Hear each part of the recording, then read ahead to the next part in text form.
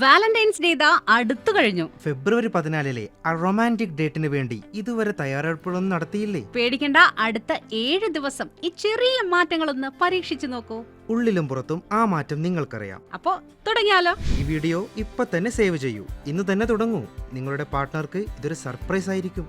രാവിലെ ഇങ്ങനെ തുടങ്ങാം. ഒരു വലിയ ഗ്ലാസ് വെള്ളത്തിൽ 1-2 ടീസ്പൂൺ ആപ്പിൾ സിഡർ വിനിഗർ ചേർത്ത് കുടിക്കാം. കൂടെ മെറ്റബോളിസം കൂട്ടാൻ ഒരു 20 സ്ക്വാട്സ് കൂടി ചെയ്തോളൂ. ഉച്ചഭക്ഷണത്തിന് ശേഷം ഒരു 20 മിനിറ്റ് ഒന്ന് വേഗത്തിൽ നടക്കാം. 2 മണിക്കൂർ കഴിഞ്ഞ് ഒരു ഗ്ലാസ് വെള്ളത്തിൽ കുറച്ച് ഇസബ്ഗോൾ ചേർത്ത് കുടിക്കുന്നത് ദഹനം കൂട്ടാൻ സഹായിക്കും. മറക്കണ്ട, കൂടെ ഒരു 20 സ്ക്വാട്സ് കൂടി ആയിക്കോട്ടെ.